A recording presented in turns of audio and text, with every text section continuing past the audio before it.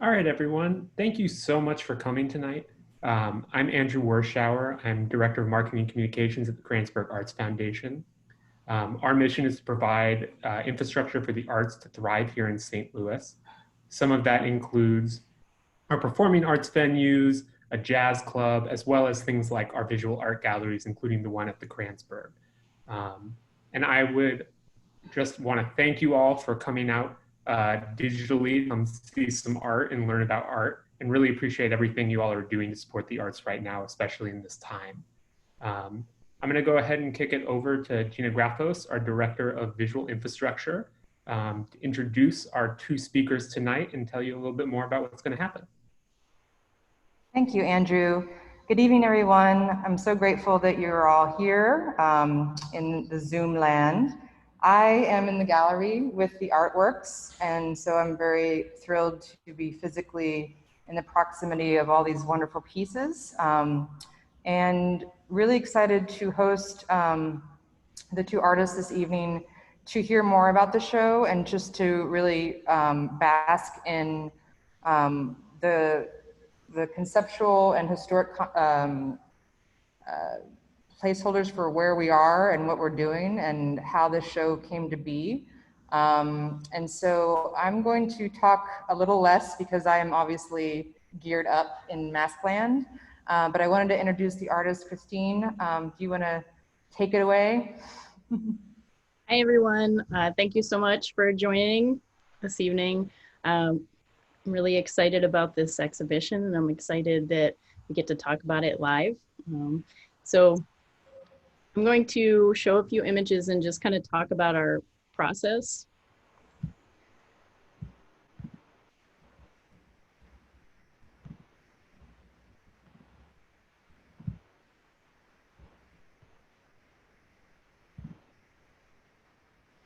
Just to start it off, I would like to say, I would like to say thank you to the Kranzberg Arts Foundation and specifically the individuals who helped us make this work.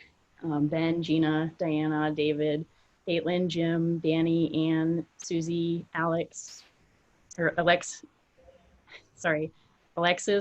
Andrew, and Matthew. It's funny, but public speaking doesn't get any easier on a Zoom. So I apologize. So thank you very much. And then also thank you very much to Jess for working with me and encouraging me to put in this proposal to make this exhibition happen. So I'm going to talk tonight about more of the process behind putting together this show and not specifically about the meaning behind each individual works, because if you go onto the website for the exhibition, you can actually hear us talk about each individual piece. So if you want to know more specifics about those works, you can listen to that. And if you've already listened to that and you have other questions, you can feel free to ask afterwards. So these two images here, just before I start, can you all see, do I need to hide this little, can you only see my PowerPoint or can you also see the Zoom images on the side? You can just see the PowerPoint? Yep, you're good. Good. Yes, part of mine's is covered up because I can see you on the Zoom little boxes. Okay, so I have two images here, and just installing a physical exhibition during a pandemic is posed all these new things to have to think about, and has brought a lot of really great opportunities to light too that we weren't maybe utilizing prior to this. So the sign on the right here is just showing, you know, you can physically go see this exhibition with an appointment. Before we were even able to enter the building, you have to answer a questionnaire, health questionnaire, and then you get your temperature checked. And so we went through that process.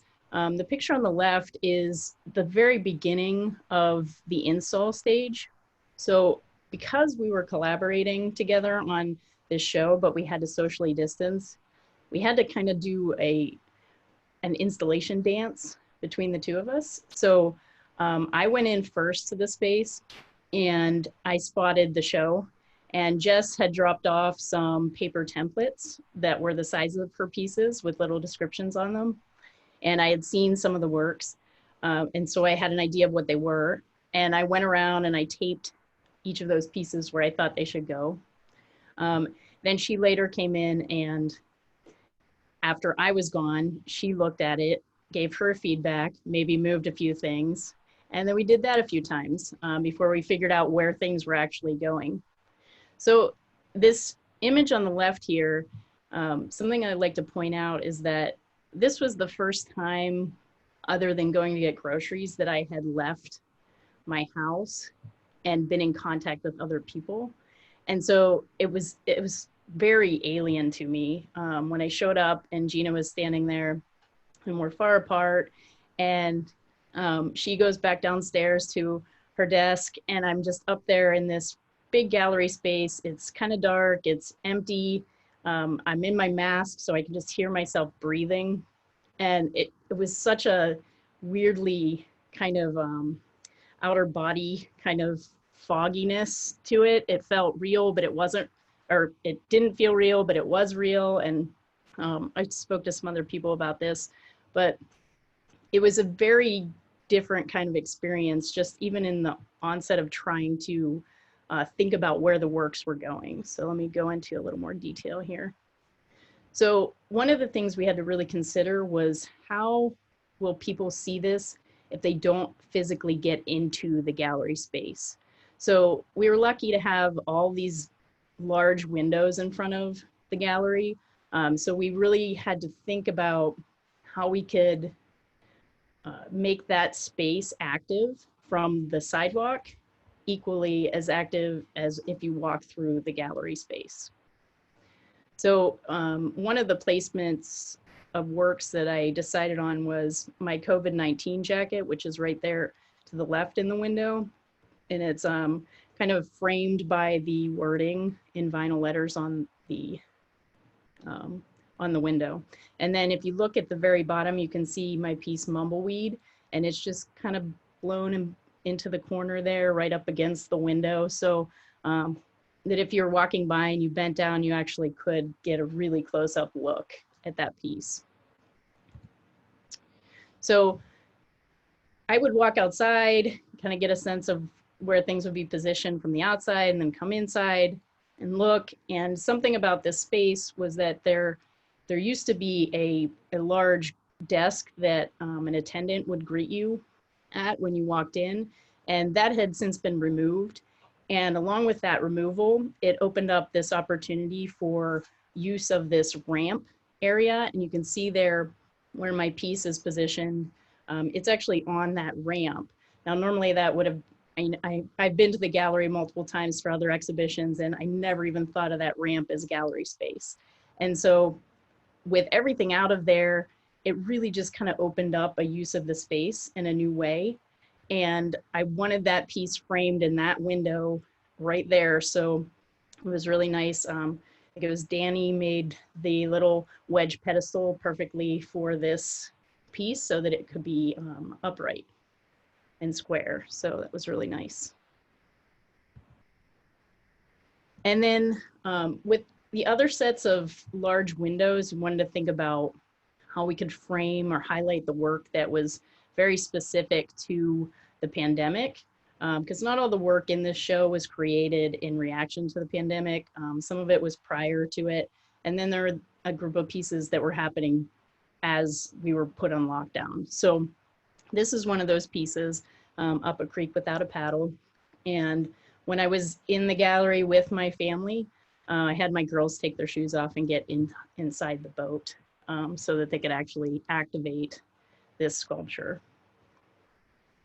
You can see the photo on the right is the reality of making this piece in my small house.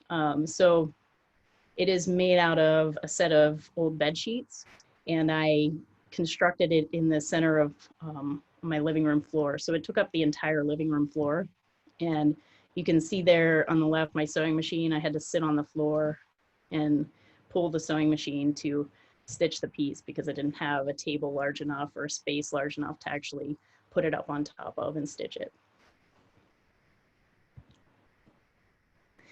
So one little fun thing I really enjoyed about this exhibit and installing it was having these nice little kind of Easter eggs in the show. So these little works that were tucked away in spots that you wouldn't necessarily think there would be works positioned. So the fate of the free world, Rest in Me is, I'm missing the title. It's Mother, the Fate of the Free World, Rest in Me, here on the left.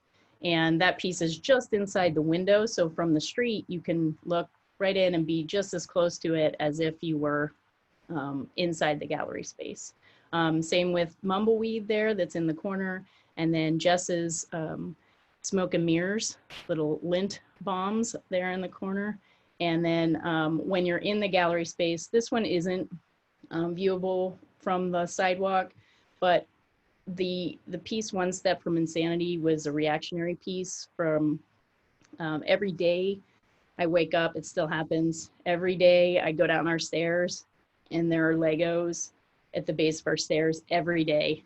And so this piece was really about that. And the second I saw the stairs there, that again, this space was never activated really before because of the attendance desk. And so it was really fun to play with that site-specific location.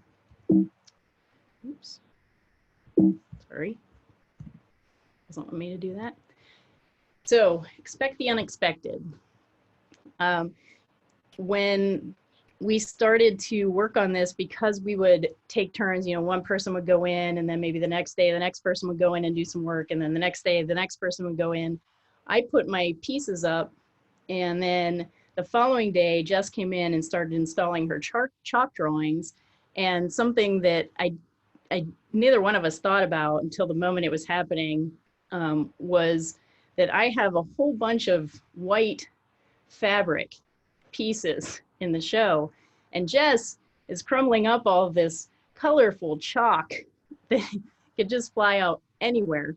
So when I came in after she installed the one piece, I just saw this film of chalk all over everywhere, and it didn't get on my pieces on the wall. I started to see a little bit on the mask, and then I was like, we need to cover everything. So this shot here, I thought really kind of captured not only that moment, but the feeling of installing a show during COVID.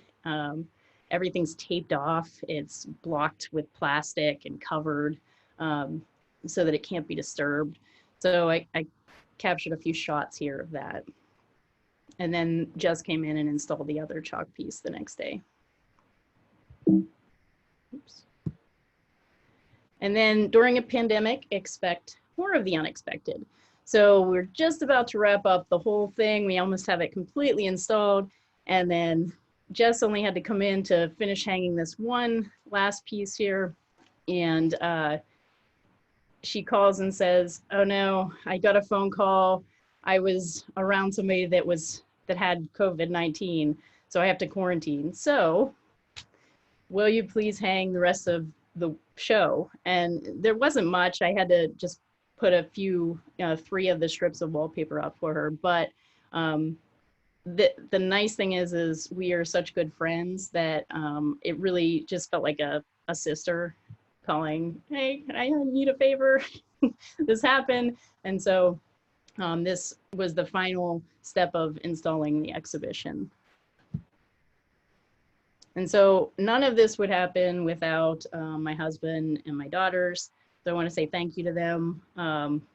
You know, a lot of the work is about them, and my husband made it possible for me to leave them. You know, they were at the house, and we scheduled so that he could be there with them when I was installing work.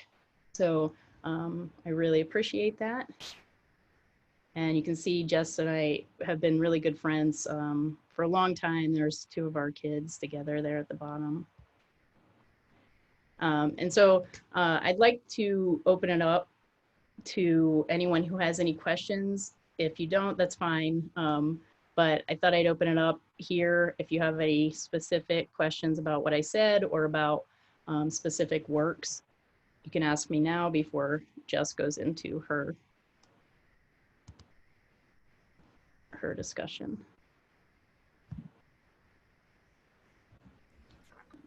So we have one question about the worry ball. It says, what is that worry ball? Is there writing on it? So let's see, this piece, let me just keep this in a screen share, that way I can also, Christine, I can go up to the individual pieces as you're talking, yeah, so you don't have to go back and forth. So if everybody can look at Duda's Priest, that will be the in live gallery shot.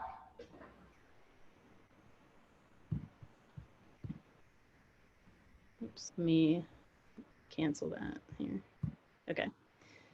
So this piece is actually, it's called Mumbleweed, and it's just a randomly woven sculpture. It's paper, and in it has thousands, not thousands, hundreds of phrases that I've said to my kids that over and over again that they haven't really heard. And so it's meant to just be my parenting words kind of lost to the wind in this little tumbleweed, basically, blown into the corner. So it says, don't pick your nose. What are some of the other ones? You know, did you use the bathroom before we left? Stop hitting your sister. And it says it over and over again. So I sat there and I wrote these things front and back on these strips of paper over and over and over again. So the thing about my work is it's really process based, and the process of rewriting and writing and writing really was meant to kind of simulate me saying it over and over and over and over again.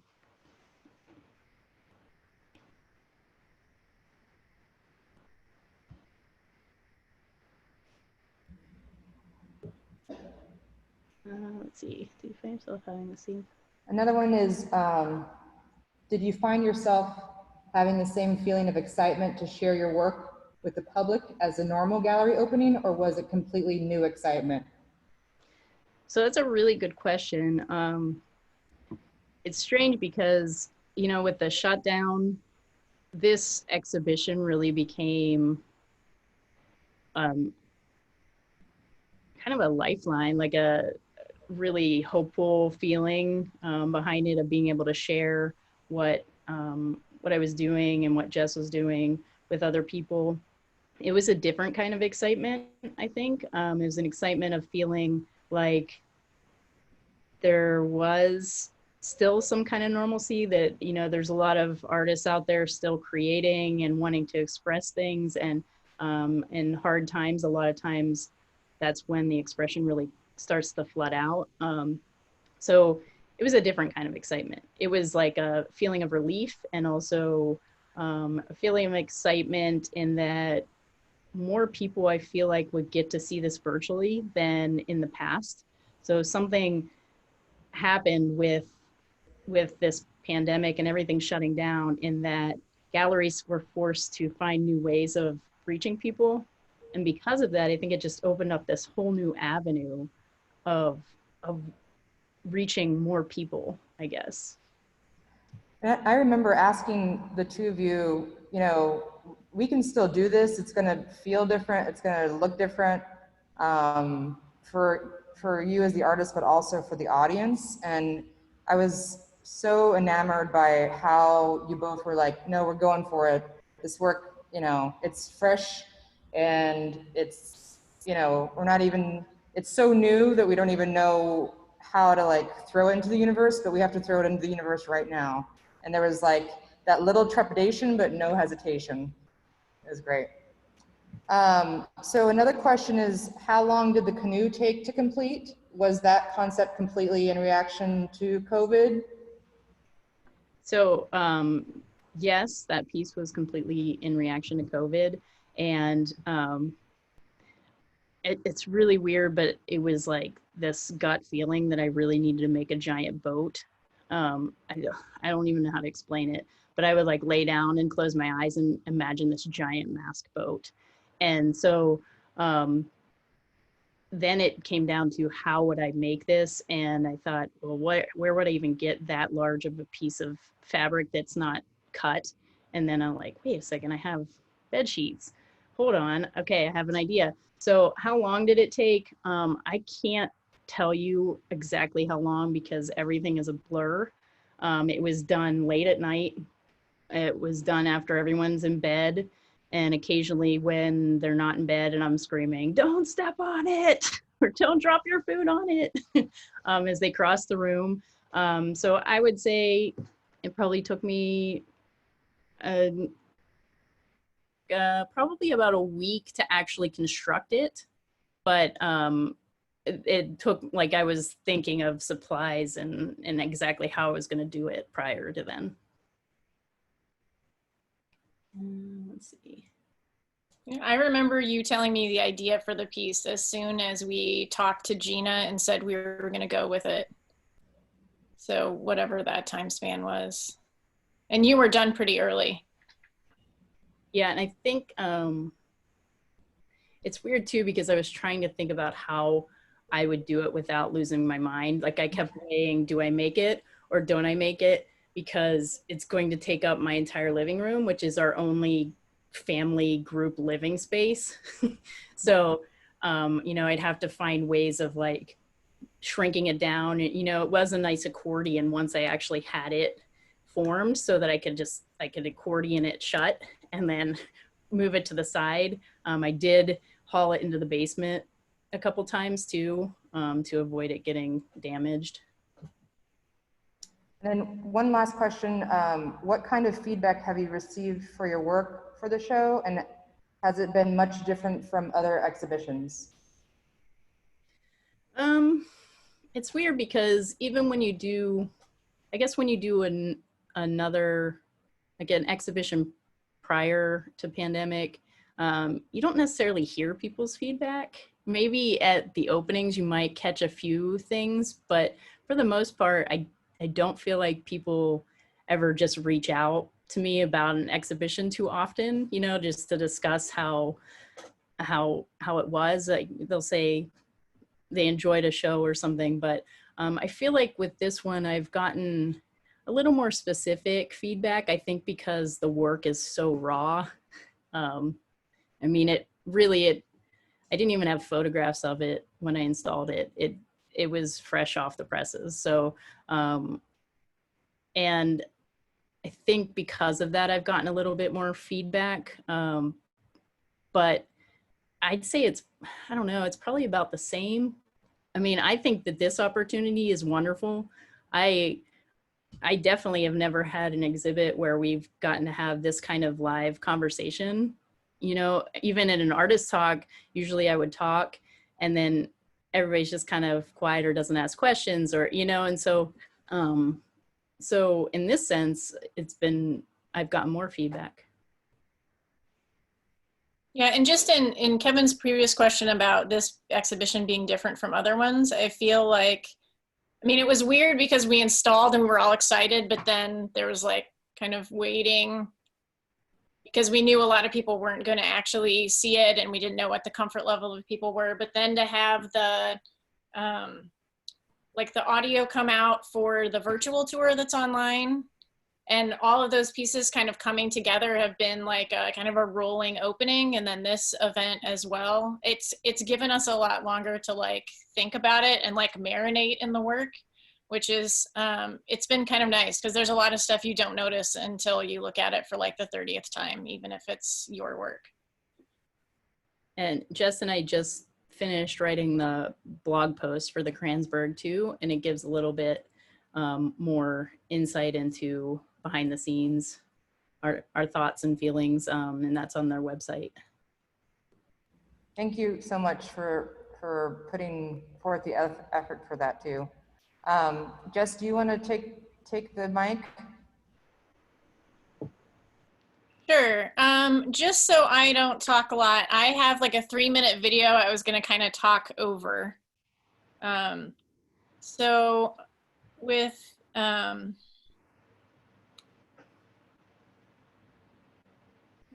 and was that full screen? I think so. Okay. So in thinking about the work that we had originally proposed We realized this piece would not work along the back wall and we needed something bright. So I ended up bringing in this. This is Sun and Gravity, dedicated to my mom, who's on the call now. But this work was done with newsprint on the ground in this atrium space. And then I did a really intricate seed drawing over the course of a week with 2 assistants. And then it stayed in the space for several months. And then it's just UV burned into that, into the paper. And then I've been hanging it in places where there's natural lighting, so it'll eventually fade. And that piece also made me bring, these 2 cyanotypes were made during an artist residency at the Kimmel Harding Nelson Center for the Arts. And it's an old photographic process, and it was like a happier version of the piece I did about my mom using the sun to destroy something. But I loved a lot of the install bits, like the blue piece that related to my grandma, and then the quilt piece on the floor made out of chalk. And then I loved the grid of that in response to Christine's Instagram portraits. And this is just a process video of me putting together. This was the first one that made the mess that made Christine freak out and send me a text like, we got to figure out something about my work. And then the other thing I thought about with this show is when you walk in, it's almost like a chronological walk through parenthood. So it started with the image of my son's onesie and glass. And then this is where he and she begins portraits, where it's my children's portraits and my portraits at the same time. And then the focus is blurred so that you'll see one or the other, but you can just see like my kids have the same teeth I do, which I have fake ones now, so I didn't realize that. But now with my kids and COVID and spending so much time with them, they've become more like collaborators. So I gave them the option to do what they wanted for the end of the video. So the last 2 videos have my kids, I set them up and then I let them do what they wanted and they both left the room. So, and there's my daughter, Ray. And here's another image of Christine with my kids. We had a standing play date with kids because we were having a really hard time as mothers getting personal time.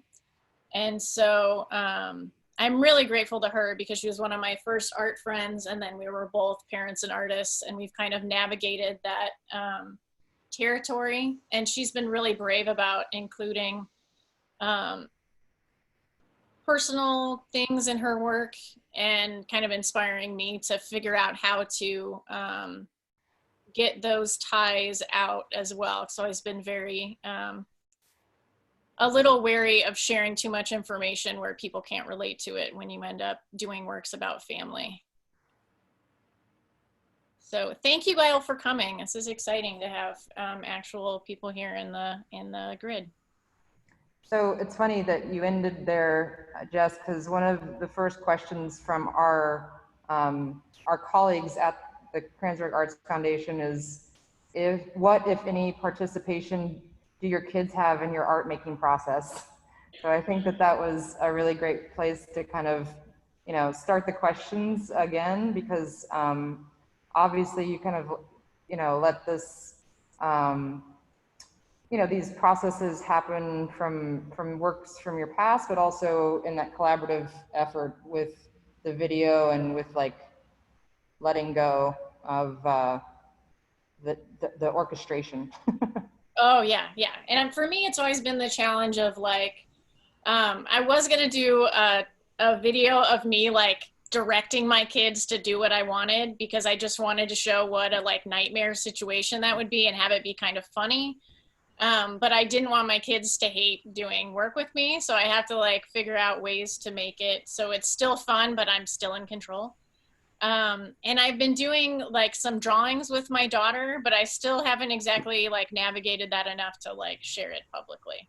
So that is like a way that I'm working. I love how I don't know if Christine has Christine's piece with the diptych with her girls. I love that work, bringing in the doodles of the kids, but then it's like carefully recreating what her kids have made in front of the window. Another question is, will any pieces be added as the pandemic continues? Which I thought was really interesting because it's already happened at the other gallery that we have an exhibit at. And so it's just a curious question from Shannon. That's a really good question. Maybe now, there may be more pieces now. There wasn't a plan for any. That's a really good question. It's weird because our set idea of what an exhibition is prior to this is so different in our minds than now. And I guess the fact that it is kind of blocked off to people for so long could be interesting if it slightly changed. It's a good question. Jess, do you have any plans to add anything? Not to this work yet, no. Yeah, normally I think about work changing and evolving, and I guess I don't know how high my comfort level is with hanging out in the space a ton. I mean, it was very respectfully done when we came to install, but yeah, I really, when I have pieces that change over time, I would rather have the audience alter it. And since there's been, I don't know how many people have actually seen the work in person. I've kind of set my focus elsewhere. Maybe I'll let my kids take it all down. Oh, you got to get photos of the staff destruction.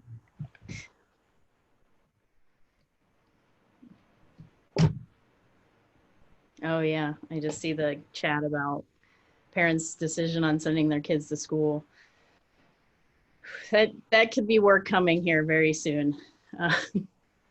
Someone was asked, Julie said it would be great to see an edition about parents' decision on sending their kids to school.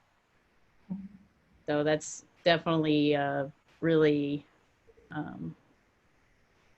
heated topic right now. And Jess and I have kind of shared back and forth just the stress of not wanting to think about it, but having to make the decision really soon. Yeah. And the other thing, I mean, and it's one of those decisions where it's like, as a parent, you do what's best for your family, but you're always still second guessing because you're a human being and you're afraid to make a mistake. So, Speaking of that, parenting, what inspired each of your work, each of your art practice before becoming parents? Or can you remember back then? I was really interested in labor and time. So I guess like parenthood fit right in there initially, but not in the way that I was hoping. I was always really fascinated with change. And so, I mean, being a parent, the world is constantly shifting and I mean, the portraits, I think, capture that a little bit where like they're constantly changing. And once you figure something out, something else has gone wrong. So some of it has continued, but I think I've gotten a little more idealistic as well with my work, just to try to like see the world from their perspective and try to create a space that actually makes that world exist. So the thing, my work is, I feel like has never really changed because my work has always been about just analyzing my everyday experiences. And so I feel like right now, a lot of it is about parenthood, but it's not all about parenthood. A lot of it's about identity. A lot of it's about aging too. So it hasn't really changed in that sense. It just that my life has changed. And so my work is just following with my life. And so, you know, it'll continue, I feel like, to do that same thing. Pieces will just be responsive to whatever I'm experiencing.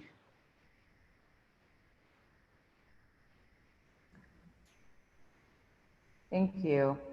It seems like there's a lot of other influences from family and from grandmother, mother, relatives and just thinking about the methods you used and the practices of certain mark making or physical, the tangible touch of materiality, and just, I think, knowing that so much of that comes from a personal interest, but also from this like legacy. So I guess the question is, how do the methods you use really invoke that lineage? Do you want to start, Jess? Why don't you start that one? It's loaded. It is really loaded. So recap that again, because I zoned out. Each of you have such a involved art practice. And so thinking about from your children to your family members, there's a lot of references throughout how you speak about the work, but also, it very much echoes this passed on nostalgia without getting too cluttered with like warm, feely, gooey. And so just thinking about these methods and what your methods are now and what they may echo from past lineage within your family or within how you were how you came to be an artist. So my mom she has sewn, and I learned a lot of that from her. My dad went to art school, the Pittsburgh Art Institute, and so I learned some drawing techniques from him.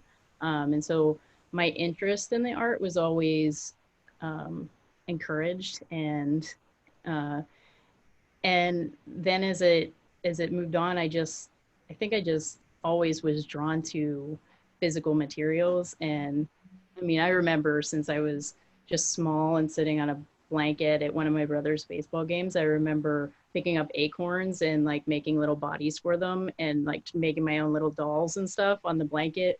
And so like there's always been this awareness of different things around me that I'd like to transform. And I feel like it was never in any way discouraged. It was always, I always had supplies to kind of play with or work from. Thank you. My mom is the greatest mom in the world because anytime I wanted art supplies, I had like free reign. Just for me look bad. Mom, you're the greatest mom. But for this show, I mean, really usually when I do an artist talk, it starts with a picture of me as a 5-year-old with a broom sweeping water out of a puddle that used to gather underneath our stairs. And I feel like there's a lot of like meditation and value in just absorbing yourself in work. My dad is blue collar and very much tried to instill like a work ethic in us. And so I feel like I have tried to apply that to the methodologies that I work in, to kind of talk about how there is beauty and value in the labor itself and not necessarily the product. So like with the chalk drawings, they take a long time and they're simple, like anybody could do a chalk outline, right? But the fact that you're sitting for that long doing the piece says something about the value that you place in that. And then I wanted to reference quilting because of my grandmother, who Rose is still kicking it at 100. And her output is just incredible, and I see that as inspiration as well. And so like playing more with quilting patterns and colors was really a rewarding part of putting together this show. That answered your question. Thank you. Yes. I invite anybody to ask questions throughout this. We're going to take just a couple more minutes to answer any of your questions. If you want me to physically go up to any of the individual pieces, I'm happy to do so. And so, you know, just thinking about some of the other questions, we could talk about COVID and pandemic all day. We could talk about motherhood and process. We could also talk about social media, which I think we mentioned a little bit in the beginning, but thinking about how there are certain pieces of each of you that reference that social media and reference that existence that we live. I think Tara has a question here. It says, does fear or dread play into any of the pieces or process of making the works, given the pandemic as a central subject? Were the art processes for these works cathartic? And if so, would you give or feel comfortable giving examples? Great question, Tara. Thank you. I mean, I don't know that dread would be in any way behind any of the pieces. Yes, there is some fear with the, I mean, Up a Creek Without a Paddle is really just my humorous take on a solution for right now. I mean, obviously a giant boat that would never float, that's a giant face mask, is not going to protect my family right now. So yes, the fear is there. I think it's part of being human right now to feel the fear of it, the unknown. And so that's definitely behind some of the work. But also I try to definitely put humor into it. That's how I cope with a lot of things. And was the work cathartic? Absolutely. Every single one of my pieces of artwork, I would say, are cathartic.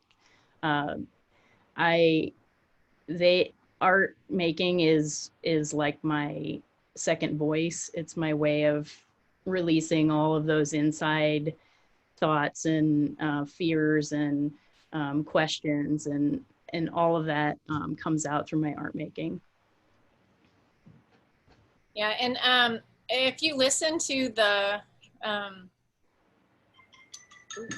sorry, if you listen to the virtual tour, my husband was making fun of me because I keep talking about death and like how horrible the situation in America is.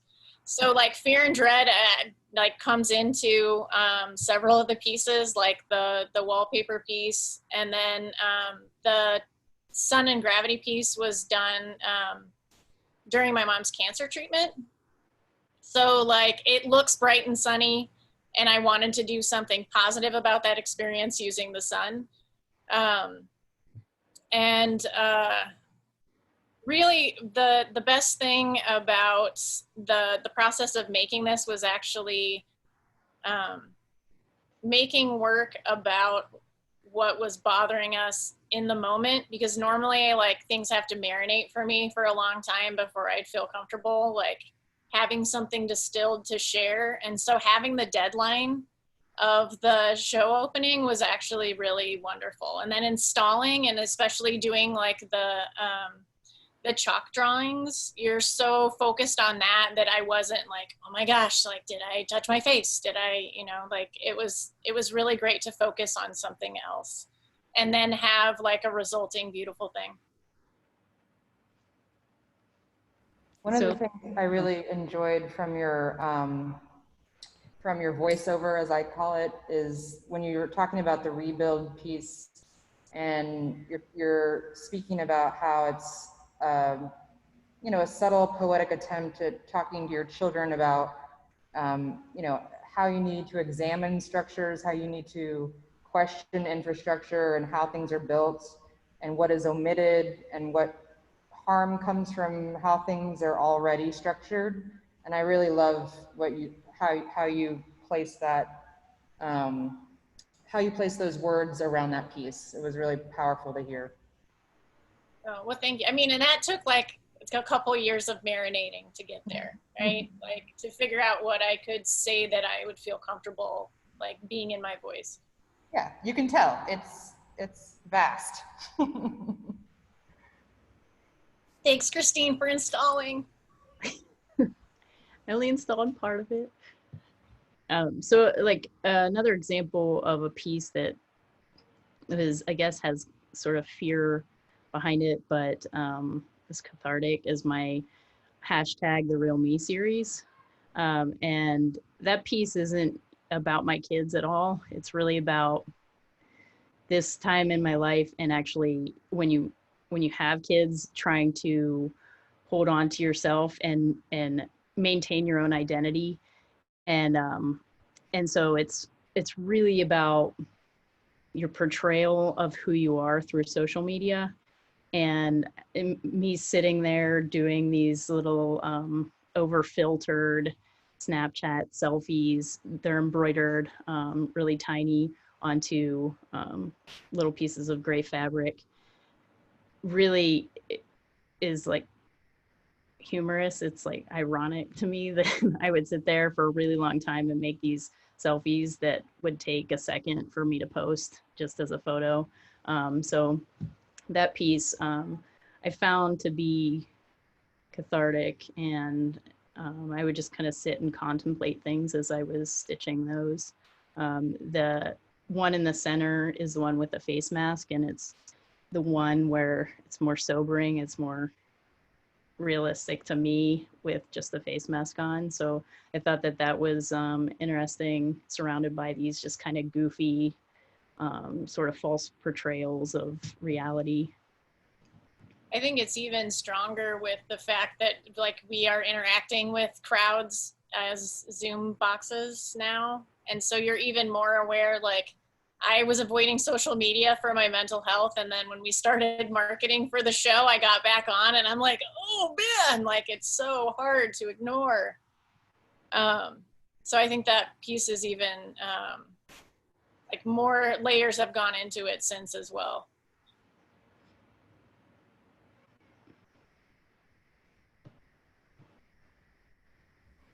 All right. Any other questions for the artists? It looks like there was a question a little bit ago that said, Jess, what did you say was the inspiration for the sun bleached works? Oh, that the sun bleached work that was the newsprint one. It was actually, I had a chance to do an installation in a space, and previous to that, I had been doing artwork where people would walk onto the seed drawings and kick them around and change them over the course of time. And in this space, there was, the gallery director was on maternity leave. And so they were like, we're gonna lock the doors, nothing is gonna change, no one's gonna come in and like alter your piece to change it over time. At the same time, my mom was getting her first scans from cancer treatment to see if it had actually gone away. And I wanted to do like it was kind of like my first memorial piece for that I started doing. And then she had metastasized melanoma from the sun. So I wanted to take the sun and turn that into something positive. And since it was in that atrium space and had all that light, I used newsprint that would change with being out. So that yellow is just the newsprint that was revealed. And then I used sunflower seeds and Niger seed drawn on top of the surface to be like the stencil that created that pattern. Could you describe some of your seed drawings and that process? What that, when you said seed drawing means? So for the seed drawings, they're usually large scale, and it's birdseed in different varieties combined together to make big enough shapes so that they can be read from far away. The last couple ones that I've done are large scale, and then the audience comes in and it's participatory, so they change things and add to it. And then it's captured by time-lapse video, like with an aerial shot or a drone, or in a much smaller way in like a gallery space, and then like people would take a handful as they come, and then it would disappear over the course of the show. Any other questions? I had one for Christine. I know for the COVID-19 work blazer, you use both hand embroidery and machine embroidery, and I was curious if that was the case for the selfie self-portraits as well. No, the Real Me series self-portraits are all just hand embroidery. Yeah, that piece was meant to take longer time. So it really was about the process of slow stitching by hand. It was very much the opposite of a quick photograph selfie. Great. Any other questions as we round out our hour together? Well, I'd like to thank both the artists for just giving us another deep dive into the work and just sharing your work with us, but also with the audience. The link to the individual pieces and to the video is in the chat. Please dive in even deeper, and we are inviting you as individuals to come through the space if you're comfortable doing so. The next 2 weeks, there is a link for that as well in the form. So if there are no more questions, Jess and Christine, it's been such a pleasure, and I really, really enjoyed tonight. And I am grateful to see all of your faces, and I hope you're grateful to see mine, even though it has all this stuff on it. Well, I'm gonna end our time together, and I just wanted to say again, thanks for joining us, and go Team Art. Yeah, thank you very much. Thank you all.